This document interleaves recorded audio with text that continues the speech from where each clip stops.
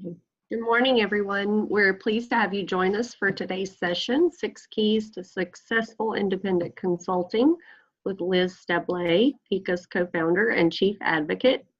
My name is Marissa Schilling, and I'll be helping to moderate today's session. Before we begin, I want to cover a few quick housekeeping items. To cut down on background noise, all attendees are currently in listen-only mode, but we do encourage you to participate by asking questions with the chat window. There are two ways you can ask questions.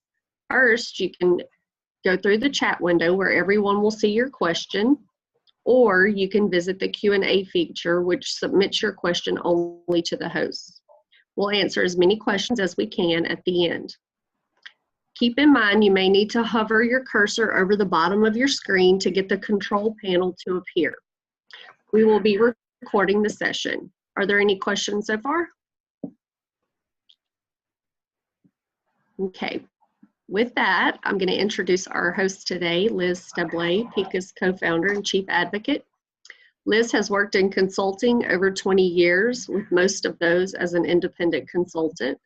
Over the last 10 years, she's advised hundreds of consultants in her leadership role at Proco Consulting, a talent agency that represents professional self-employed consultants.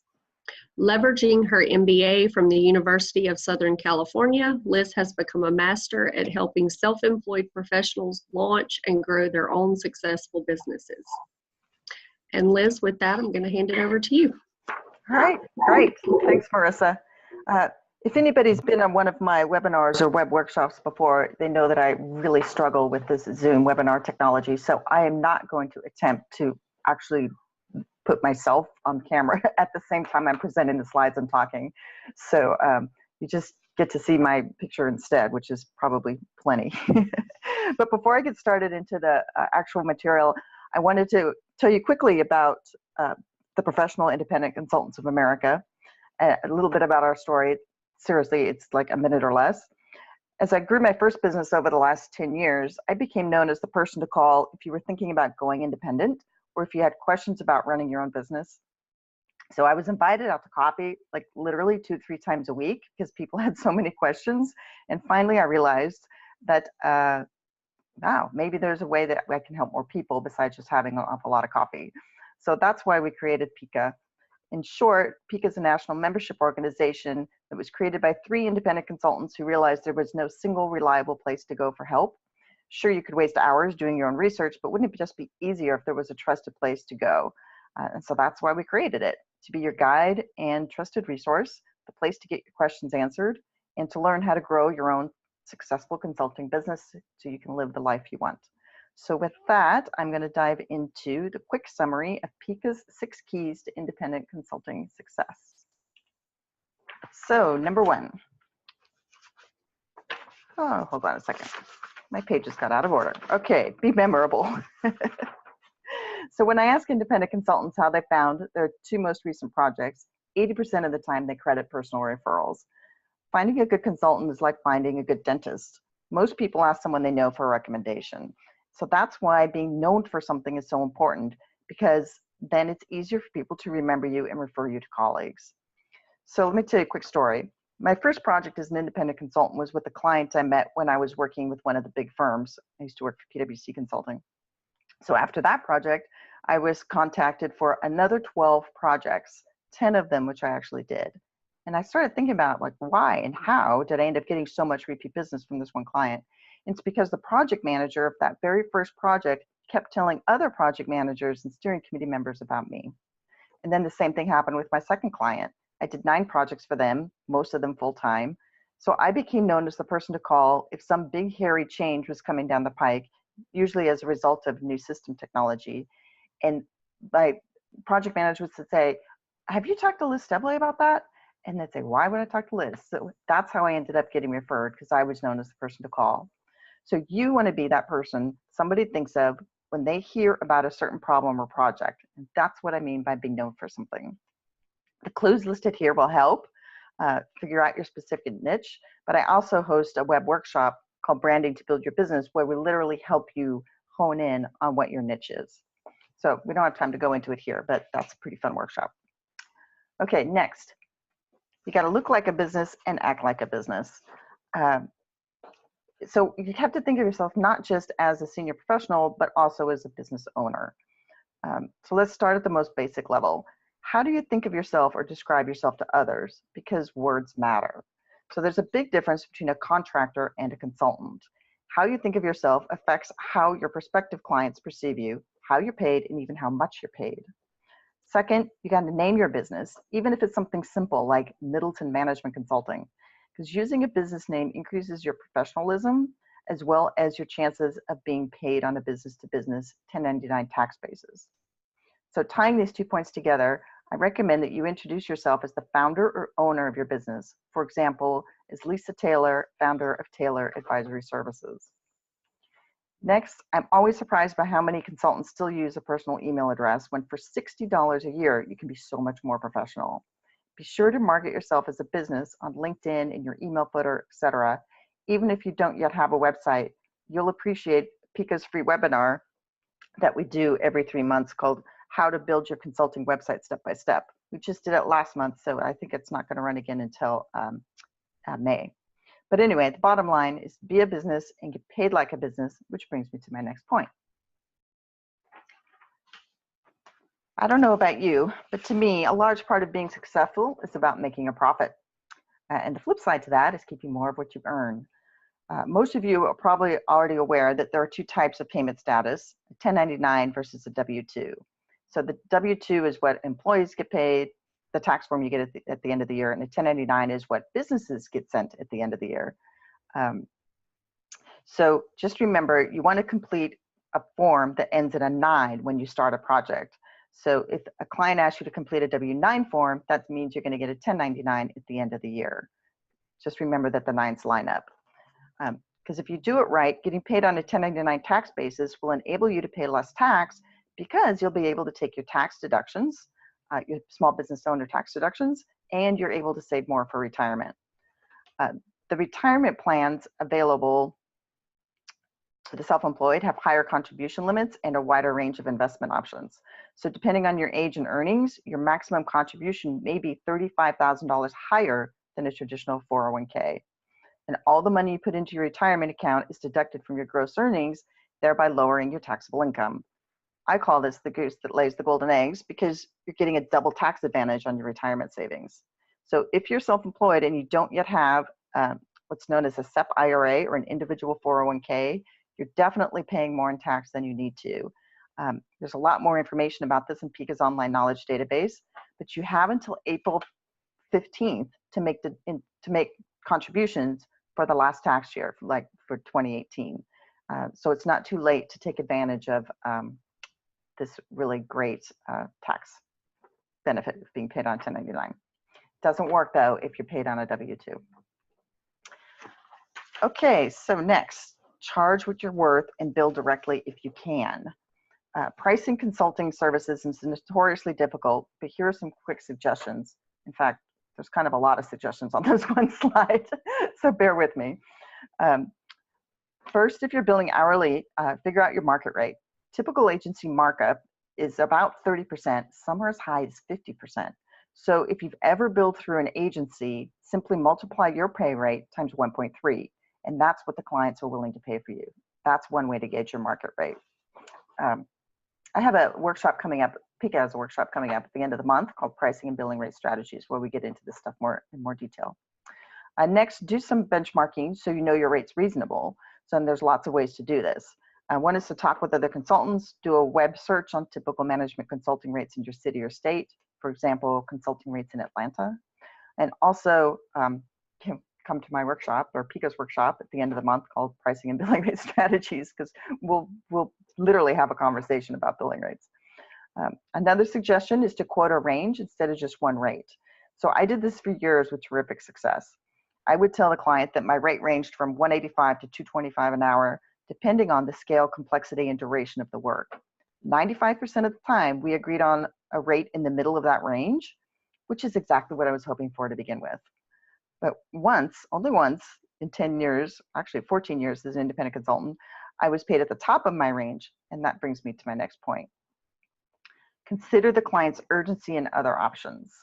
The one time I billed at the top of my range, the client's project was already halfway through its life cycle and nothing had yet been done to my area of expertise, which was the change management part.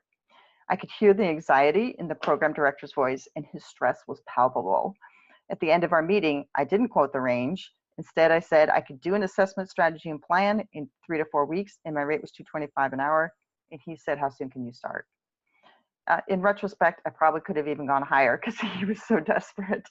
But my point is, pay attention to the clues and ask outright where they are in the project lifecycle, and ask if the budget's already been approved. And what's been done in this area so far? Is there already a consulting firm involved that you'll be working with? Because if there is, your rates may seem cheap in comparison. So besides cost and urgency, also think about the client's other options. Oops, I kind of jumped ahead there. In terms of the other options, if you've worked with a company before, you're likely to be worth a lot more to them because you can hit the ground running. So you deserve a rate higher than a consultant from anywhere else. And to a lesser extent, the same thinking applies if you've worked with one of the client's close competitors, or if you've done the exact same work someplace else. You've got to factor all these things in, along with the client size and industry. So it's a matter of what they're used to and their operating margins. So first, think about their size. Large publicly traded companies are used to paying high consulting rates because they usually contract with the major firms like Deloitte or Accenture or whatever. So your range can actually be a little bit higher than usual because that's what they're used to paying, right? They're used to paying $300–400 an hour. Conversely, the smaller the company, the more price sensitive they are. Of course, smaller companies can be wonderful clients, but they usually aren't used to professional consulting rates. So you may need to use a lower range, or frankly, the work might not be worth your time. Also think about the industry. So for example, is it grocery versus biotech? Some industries have notoriously low margins or high margins. And so the money they have to reinvest back into the business varies along with the price sensitivity. So for example, a grocery chain with a 2% operating margins is much more cost conscious than a medical device company with margins over 80%. So all of this goes into the rates that you quote. Next, reframe the equation. So this is one of my favorite tricks. I often tell clients there's more than one way to skin a cat, so let's look at the project as a whole. Because frequently the client has a budget in mind, say, I don't know, $5,000 a week or $15,000 a month. And they can get a junior consultant at $125 an hour full time, or a seasoned expert at $200 an hour for 25 hours a week. Now, a seasoned consultant has more tools, templates, and experience to leverage. So it takes that consultant a lot less time. Oops, sorry, my phone's ringing. So it takes the senior consultant a lot less time to get the same thing done. And a seasoned practitioner is also more effective and efficient, and it's therefore a better buy in terms of, you know, the person buying the consulting services. And this also, final point about this is the more experienced you are, the less direction and supervision and help they'll need from the client, and it frees up some of the client's time. So that is a selling point that often resonates with clients. And last, be prepared to explain why consulting rates tend to be high. Remember that your rate may seem high to clients because they don't realize you're running a business. So your rate has to cover operating expenses, business insurance, self-employment tax. It also has to cover your non-billable time that you spend doing contracts, invoicing, business development, etc. So there's lots of ways to price your work, including a day rate, a fixed price for the whole project, a retainer, blended rates. You know, for example, a lower rate if you work from home and a higher rate if you have to go out of town or work on site. But no matter how you price your services and expertise, going in with confidence is key. All right, number 5. Whew, okay, take a breath. Johnny Appleseed, keep your network warm. So speaking of business development, according to American folklore, Johnny Appleseed was a barefoot wanderer who had a sack of apples, and he started a growing apple trees everywhere he went, presumably because he was planting the seeds or maybe just spitting them out, but whatever. Building a client list is a little bit similar. Nearly all consultants I know find their projects through colleagues and referrals. And this is because people reach out to people they know and trust, especially when A, they're going to spend tens of thousands of dollars or more, and B, their reputation with a boss and coworkers will take a hit if the consultant they recommend doesn't work out. So that's why it's important to build strong relationships with your whole network, not just prospective clients. Okay, so how to do this? Instead of thinking of large consulting firms, or let me back up. Instead of thinking how large consulting firms typically handle business development, with business development staff and white papers, webinars, and things like that, use an approach more suitable to solo professionals. So for example, real estate agents are experts at keeping their names fresh in people's minds. So for example, at least once a week, I get a postcard listing recent home sales in my neighborhood. And once a month, actually just yesterday, I got a memo pad with the realtor's name and photo in his area of expertise. And once a quarter, I get a postcard from a different realtor saying these are the upcoming events happening around the city in the next quarter, which I always keep on the side of the refrigerator, so her name is always right there in front of me. So realtors realize that the name recognition and timing generate opportunities, and independent consulting is no different. So that's why you need to be diligent about keeping in touch with people and keeping your network warm. That's what I mean by keeping it warm. So you need to be thoughtful. These are some of my favorite tricks. Using LinkedIn, monitoring LinkedIn notifications. Let me tell you a quick story about this. I digress for just a second.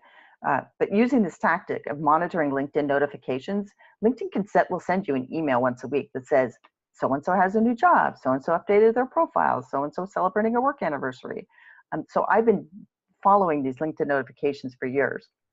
Using this tactic, last year I helped a consultant land a $300,000 contract for 11 months. And it was all because of this LinkedIn notifications thing. This all came about because over time, I kept following this, reaching out to this one guy every time he moved to a new job. And it literally took 5 years, I cultivated a trusting relationship with him. And as a result, when he was finally the head of HR at this big company, he reached out to me and he said, hey, Liz, do you know anybody that can help me do ABC? So that it works, those LinkedIn notification things, but it did take time. It took 5 years to build that relationship.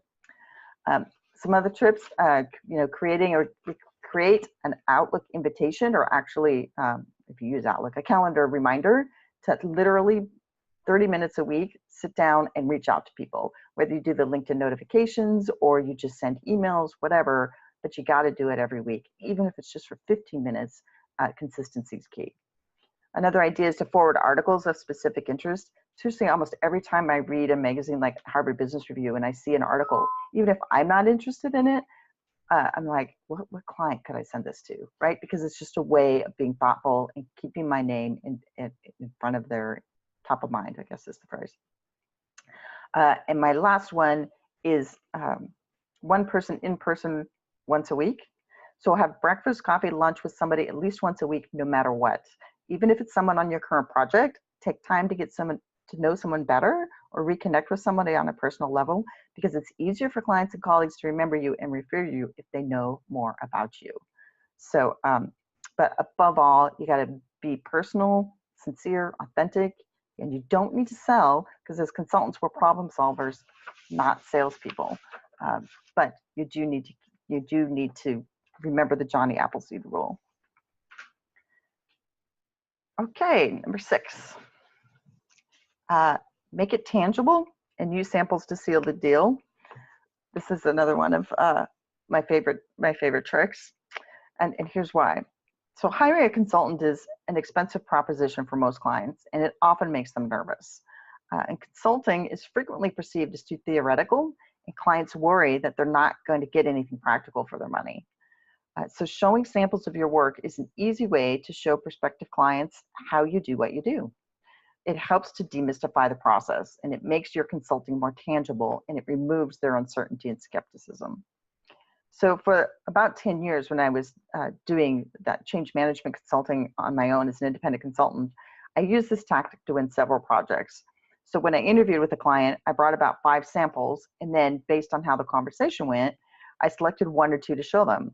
So by presenting a sample assessment or strategy document or a timeline graphic with milestones or a sample, communications plan or whatever I had in my little bag of tricks, I enabled the client to literally see what they were buying when they hired me. And this gave the client the confidence that A, I knew what I was doing, and B, the company would get its money's worth. So seeing the samples help the client imagine what I would be doing and how it would help them with solve their problem. And I can't think of a time that this didn't work. So samples can be anything that will help a potential client get an idea of how you work and what you will produce. So it could be a PowerPoint deck, a sample work plan, a graphical timeline, project communications, work instructions, project branding, logos, a coaching plan, whatever. But helping them see literally how you do your work goes a long way to sealing the deal. A couple of quick other comments. It should be generic. So in other words, it should be stripped of your former client's name and logo information. And potential clients will understand and respect you if your document says XYZ Corp, where it used to say, Facebook or the client's name. And you can verbally mention who the client was, which can be especially useful if it's a household brand name. Use samples from various clients, because even with the client identification removed, the layout and graphics will be obvious if it's all from the same client. So showing work from more than one client will increase your credibility. If you interview in person, bring color copies and use them as visual aids, but avoid leaving them behind because it's your intellectual property. Potential clients aren't likely to use the documents without you, but don't tempt them. And if a sample isn't generic, definitely don't leave it behind. What I mean by generic is, stripped of the former client's name. Instead, leave a list of your clients and references instead of leaving the actual sample deliverables. I don't know of many clients. In fact, I'm straining to think if I ever remember even one that talked to my references, but seeing the list with job titles will further build your credibility. So have several samples ready and then present the ones that best apply and just to use them as a springboard for deeper conversation. Most importantly, always have them ready. Okay, I said this was, or we marketed this as the 6 keys to independent consulting success, but here's the bonus, number 7. This is like one of the cardinal rules of consulting is to overpromise, underpromise. Okay, wait. Exceed expectations basically is the golden rule. You want to set expectations for one level and then exceed them, which is just what I did by giving 7 tips instead of 6. But remember, your reputation's everything, and you should do whatever it takes to protect it. Because remember, it's all about the word of mouth and referrals, right? So you got to obviously keep your word. There it is, under promise and over deliver. My favorite is make your client look good. Remember at the beginning of this webinar, I said that I got a lot of my projects because a project manager kept referring me to other project managers. I think one of the reasons that worked so well as a tactic for me was I was always the wizard behind the curtain, and I was always making that project manager look good. I was always pushing her into her or him into the spotlight and having them take all the credit. So of course they wanted me to come back and help them with their next projects. So those are our 7 keys to successful independent consulting. And of course, PICA has a lot of other additional resources. So we have online knowledge databases covering several topics, including these. We also have just launched a new one called Business Development.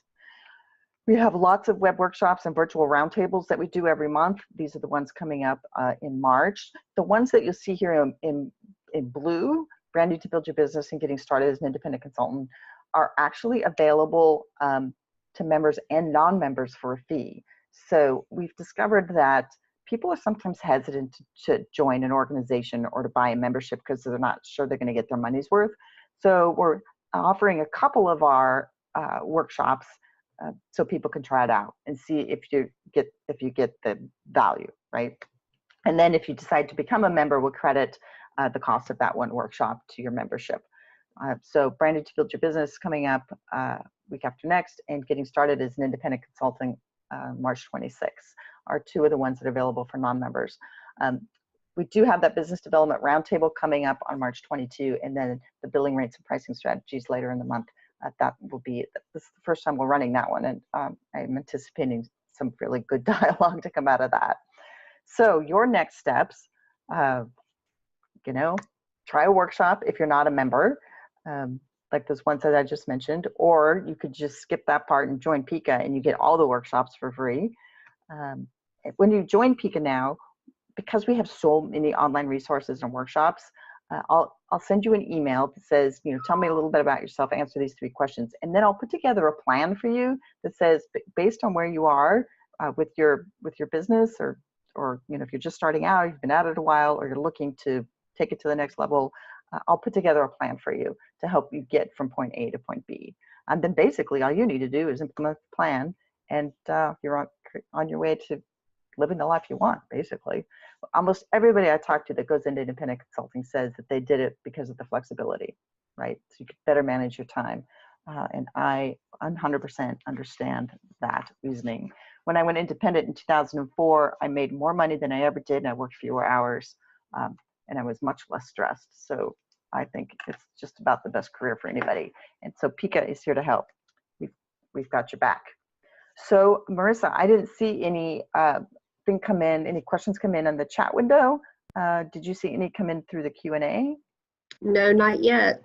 Okay, so we have a couple minutes if you guys have any particular questions, or if not, we can. Oh God, I almost forgot the discount code. 20% off PICA membership, 1809 keys. I will be sending out a follow-up email to all of you, and that code will be in there. And I'll create a link to the slides, or I've created a pocket guide or something, I forget. But anyway, you'll get a follow-up email from us, so to remind you. Oh, one other thing, as a PICA member, there's something called Ask the Advocate, where I hold office hours, I don't know, 3-4 times a month. And then you can also reach out to me anytime and ask questions. I had somebody reach out to me just yesterday. She says, they changed the scope of my work, and I think I should ask for more money. Do you have a few minutes to chat about it? And she was right. She should be asking for money. So anyway, that's the kind of support that PICA provides. So with that, that's it. You can, if you're not interested in joining PICA at the moment, or you already are a member, I encourage you to follow us, particularly on LinkedIn. We're pretty active on LinkedIn. We do have published things on Facebook as well. We publish our own content. We also curate content to help you be more successful. And then on Instagram, we've just started this hashtag for fun, why I'm self-employed. So to help you to join us on social media. So with that, I thank you guys all. Thanks, Marissa, and thank you all for attending. And be your best. Liz. Yeah. Oh, Marissa? Yes. We had one question pop up. Oh, okay. On the Q&A? Yes. Did you get it on your end? Yes, now I can see it. I missed the first half, but heard it was very helpful. Can I get the one front tips? Yes. So I will send out all of them in the follow-up email. And plus I recorded it. So there you go. Thank you. I don't see any other questions. So yay. Finished up right on time. Thanks, everybody. Have a great weekend. You too. Bye.